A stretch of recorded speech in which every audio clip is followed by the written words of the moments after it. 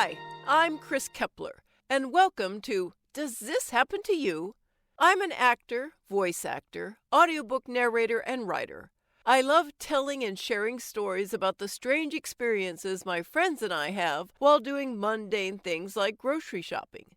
That's why this podcast features funny stories from fantastic writers about our daily anomalies, a micro audiobook about life and befuddlement just for you. Before we get to our story today, I'd like to recommend a podcast that's similar to Does This Happen to You?, especially if you enjoy the dating stories I've been narrating. And here is an introduction to all the men I've tolerated before. Hey everyone, my name is Natalie Katona, and I am the host and creator of To All the Men I've Tolerated Before. Each week, my guests and I take a portion of our lives or a past relationship and discuss how the patriarchy, misogyny, and other oppressive systems came into play when we were living through that time in our life. There is some comedic debriefing, soul-searching, and manifesting for a better future in every episode.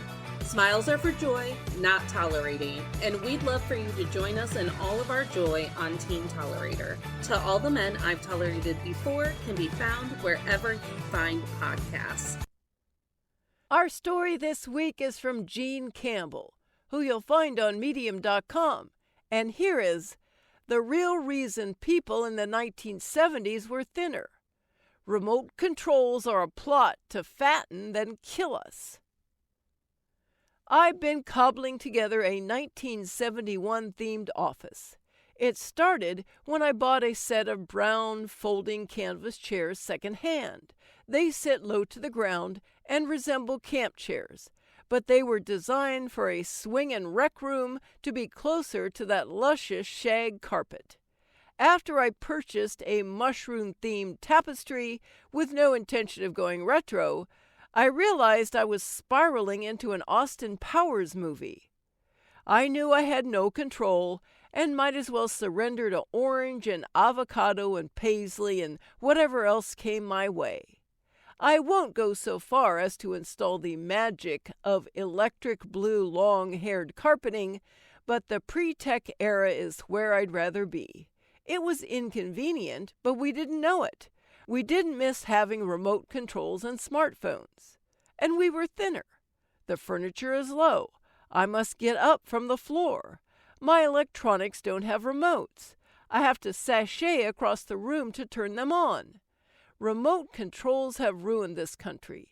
You know it, I know it, and the captains of industry who send us remotes we don't even need are laughing all the way to the bank. In my quest for cheap retro ambience, I went to Amazon to find a lava lamp. The color choices were overwhelming, and I drifted, buying instead a globe or orb that changes colors. The orb was billed as the perfect gift for the tween in your life, which I resented. Apparently, my decor sophistication is stuck at age 12, when I never got all the cool stuff I wanted at the mall. When the orb arrived in the mail, I shrieked with glee. It was all I had hoped for and more.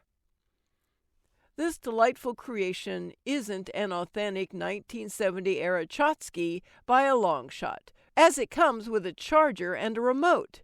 Did I mention it glows and pulses and changes into 12 colors? If I had to get off the low furniture and walk to the orb and switch it on, I'd burn 7 more calories a day. Math doesn't lie. Remotes also ruin television. Plus, we get a crystal clear TV picture now, so there's no futzing with an antenna and cursing as you try to get the infernal static and snow to disappear.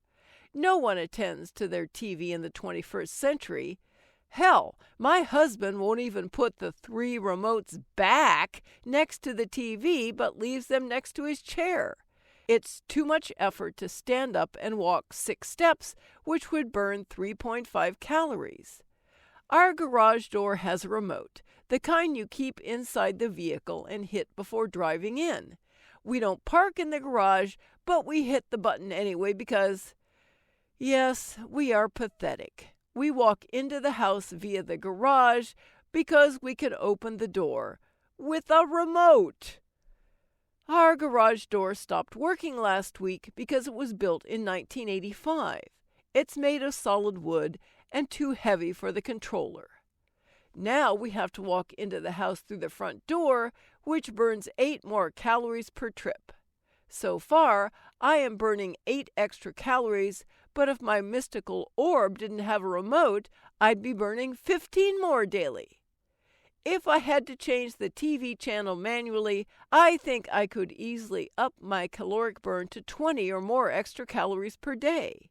I'd estimate in the old days you would get up to an average of 3 times per show because we have 5 channels, so as soon as your half hour was up, the channel needed fiddling with. TV watching might have burnt 20 calories, though it's impossible to judge. I know one thing. It took more effort than it does now. That's a hypothetic extra 35 calories a day, and we're not done yet. The ultimate workout. All this clicking has led to a mentality that any effort is wrong because it feels uncomfortable.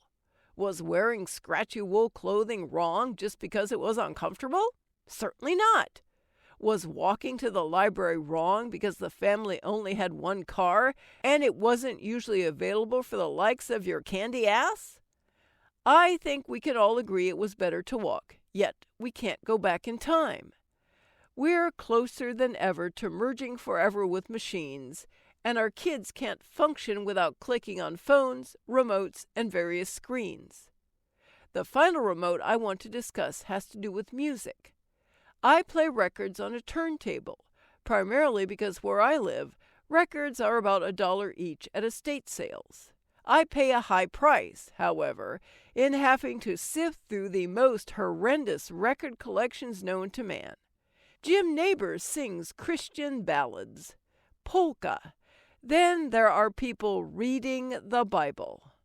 Until I moved to the South, I had no idea there were so many 1950s albums of people reading directions for how to live a cleaner life. So I have to flip records, which means getting up frequently or having to listen to the creepy silence of the forest.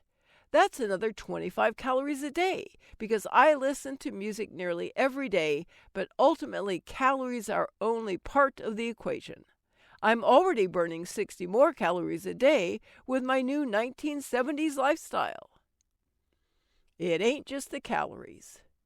Massive amounts of NASA research have revealed a fascinating fact about humans. Our bodies degrade in low-gravity conditions. This is true of everyone, even super-fit astronauts and young people. Old people tend to sit around a lot for long periods, and younger people are usually more active. But in this day and age, whole generations are forced into sedentariness because of work, driving, TV and computers, remote control everything. Sedentariness mimics low gravity. Getting up and down a lot is great for interacting with gravity. It's part of our physical lineage as Earthlings to move around often, not necessarily at sonic speeds, but throughout the day. Yet we're also creatures of inertia, which is the tendency of a body in motion to stay in motion and a body at rest to stay on the couch. The more we sit, the more natural it feels to keep sitting. Final retro logic. Somewhere around the time Reagan took office, it all went to hell, and I'm happy to blame the Gipper. Our diet shifted to more sugar and grains, we started eating more fast food, and then there were drive-thrus on every corner. We took the wrong turn, people. I say dump your remotes down an old well or in that crawl space where you store old paint. I know the 1970s had a lot of problems, like disco and unfortunate AMC cars such as the Pacer and Gremlin. Avocado green was a strange choice for appliances, and shag carpet, while hilarious and something tweens would love, was a cleaning nightmare and a health hazard. I know life wasn't perfect back then, but let's admit it. We were thinner and sexier and didn't have wearables, so we could make sure we moved enough. Thanks so much for listening. If you enjoyed the story, let me know and share it with your friends. Follow me at Chris KK Aria on Twitter or Chris K. Kepler on Facebook. Or check out my website, www.chriskepler.com.